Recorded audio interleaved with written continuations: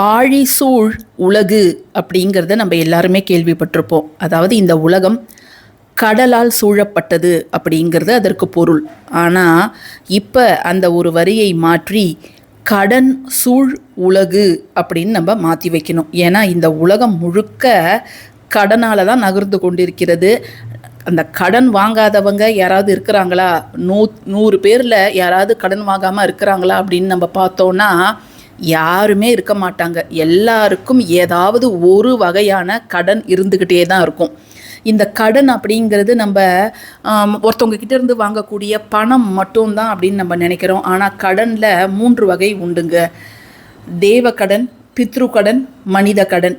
தேவக்கடன் அப்படிங்கிறது கடவுளுக்கு நாம் செய்ய வேண்டிய சில வழிபாட்டு முறைகள். நேர்த்தி கடன் அப்படின்னு சொல்லுவாங்க.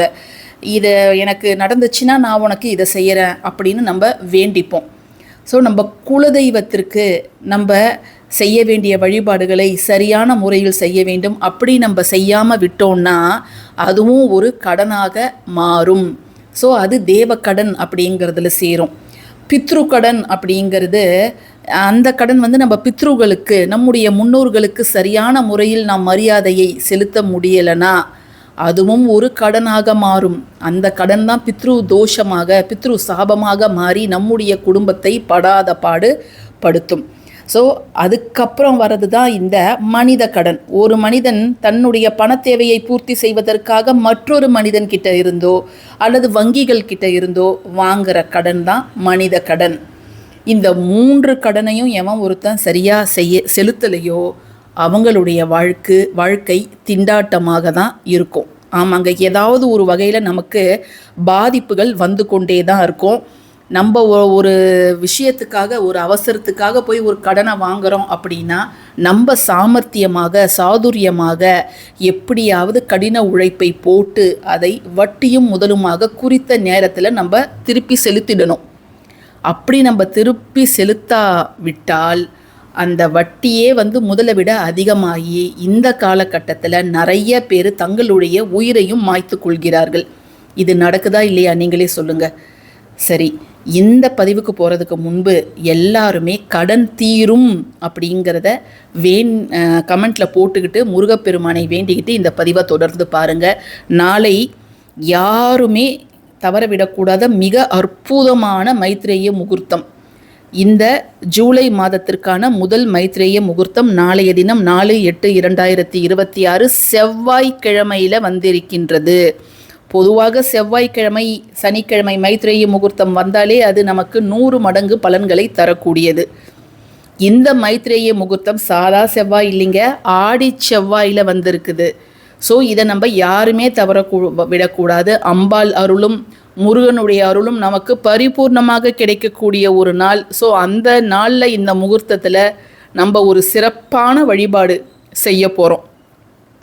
இதை அவசியம் செஞ்சு தான் ஆகணுமா அப்படின்னு உங்களில் பல பேர் கேட்கலாம். செய்தால் நல்லது. இல்லைங்க, நீங்கள் சொல்கிற விஷயம்லாம் என்னால் செய்ய முடியாது. அந்த நேரத்தில் எப்பொழுதும் போல் நான் கவரில் என்னால் முடிஞ்ச பணத்தை மட்டும் நான் எடுத்து வைக்கிறேன் அப்படின்னாலும் அது உங்களுடைய விருப்பம்.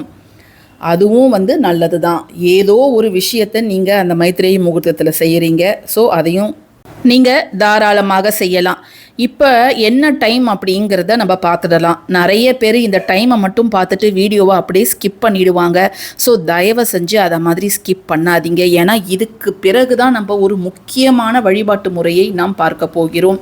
ஸோ நாளைக்கு நீங்கள் அதை செய்யும் பொழுது நிச்சயமாக கழுத்தை நெரிக்கக்கூடிய கடனும், அதாவது நம்ம எதிர்பார்த்ததை விட அதிக கடன் மிக குறைந்த நேரத்தில் தீரும், விரைவாக தீரும் உங்கள் கடன். நம்ம யோசிச்சிருப்போம் என் கடன்லாம் தீரதுக்கு இன்னும் ஒரு 10 வருஷம் ஆகும் அப்படின்னு யோசிப்போம். பட் ஆனால் 2-3 வருடங்களிலேயே உங்களுடைய கடன் இருந்த இடம் தெரியாமல் காணாமல் போகும். ஏன்னா நாளைக்கு அவ்வளோ சக்தி வாய்ந்த ஆடி செவ்வாயிலே இந்த மைத்ரேய முகூர்த்தம். அதுவும் அந்த மைத்ரேய முகூர்த்தத்தோட மையப்பகுதியும் அந்த ஆடி செவ்வாயிலே இருக்குது. நாளைக்கு பார்த்தீங்கன்னா செவ்வாய்க்கிழமையும் புதன்கிழமையும் சேர்ந்து இருக்கக்கூடிய நேரத்தில் தான் இந்த மைத்ரேய முகூர்த்தம் வருதுங்க. மேஷ லக்னம், அஸ்வினி நட்சத்திரம்.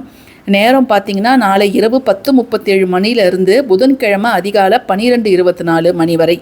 ஸோ மொத்தமாக 107 நிமிடங்கள் இதை நம்ம 3 பகுதியாக பிரித்தோன்னா 36 நிமிடங்கள் அப்படிங்கிறது வரும்.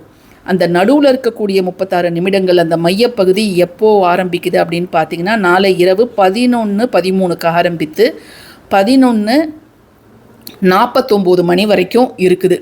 ஸோ இந்த 36 நிமிடங்களில் இப்போ நம்ம சொல்லக்கூடிய ஒரு எளிய வழிபாட்டை சுத்தபத்தமாக இருப்பவர்கள் மட்டும் நீங்கள் உங்கள் வீட்டு பூஜை அறையிலையோ அல்லது ஹால்லையோ அமர்ந்து தாராளமாக செய்யலாம். இதற்கு நீங்கள் விளக்கேற்றணும், தூபம் போடணும், நெய்வேத்தியம் வைக்கணும் அப்படின்னு எந்த ஒரு கட்டாயமும் கிடையாது. நான் இதை செய்கிறேன் அப்படின்னு நீங்கள் விருப்பப்பட்டீங்கன்னா செய்யலாங்க. அப்படி இல்லைன்னா இல்லைங்க, அந்த லேட் நைட்டில் என்னால் செய்ய முடியாது, நான் ஒர்க்குக்கு போயிட்டு வந்திருப்பேன் அப்படின்னா நீங்கள் செய்ய வேண்டாம். நாளை இரவு நாம் செய்ய போகிற எளிய வழிபாட்டுக்கு தேவையான பொருள் இப்போ நீங்கள் பார்க்கறது தாங்க. ஜஸ்ட் ஒரு தட்டு எடுத்துக்கோங்க, அதன் மேல் ஒரு நல்ல வெற்றிலை எடுத்துக்கோங்க, நல்ல நிலையில் இருக்கணும். அதற்கு மேலே நீங்கள் 6 ரூபாய் நாணயத்தை நீங்கள் வைக்கலாம். நீங்கள் வெளிநாட்டில் இருந்தீங்கன்னா உங்கள் கரன்சிக்கு 6 அப்படிங்கிற வேல்யூ இருக்கக்கூடிய காயின்ஸோ அல்லது ருப்பீஸோ நீங்கள் எடுத்துக்கோங்க. நான் 5 ரூபாய் ஒன்று, 1 ரூபாய் ஒன்று எடுத்துருக்கிறேன். நீங்கள் 2 ரூபாய் நாணயங்கள் 3 வைக்கலாம், அல்லது 1 ரூபாய் நாணயங்கள் 6 கூட வைக்கலாம், அது உங்களோட விருப்பம். இதை நீங்கள் வச்சுட்டு இப்போ நீங்கள் இந்த காசுகள் மேலே அந்த குறிப்பிட்ட 36 நிமிடங்களுக்கு நீங்கள் குங்கும அர்ச்சனை, நல்ல வாசனையான தாழம்பூ குங்குமத்தை எடுத்து அர்ச்சனை செய்யணும்.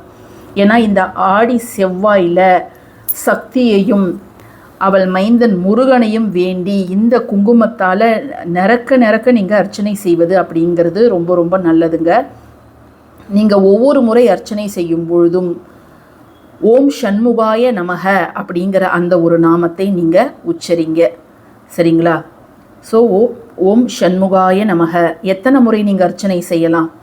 குறைந்தது 9 முறை அல்லது 27 முறை, 54 முறை அல்லது 108 முறை, அதுவும் நம்மளோட விருப்பம். குறைந்தது 9 முறையாவது நீங்கள் செய்யணும். ஓம் ஷண்முகாய நமக, ஓம் ஷண்முகாய நமக, ஓம் ஷண்முகாய நமக, ஓம் ஷண்முகாய நமக, ஓம் ஷண்முகாய நமக அப்படின்ட்டு நீங்கள் 9 முறை 27 முறை உங்களுடைய சௌகரியத்துக்கு ஏற்ப நீங்கள் செய்யலாம். நீங்கள் கிழக்கு முகமாகவோ அல்லது வடக்கு முகமாகவோ அமர்ந்திருக்கணும். மற்றபடி நீங்கள் விளக்கேற்றணும் அதெல்லாம் எதுவுமே தேவையில்லை. நீங்கள் வெற்றிலை தீபம் அன்னைக்கு ஏற்றிருந்தா கூட இரவு இந்த நேரத்தில் இதை மட்டும் நீங்கள் செய்யுங்க. ஸோ அது அப்படியே பூஜை அறையில் நீங்கள் வச்சுடுங்க.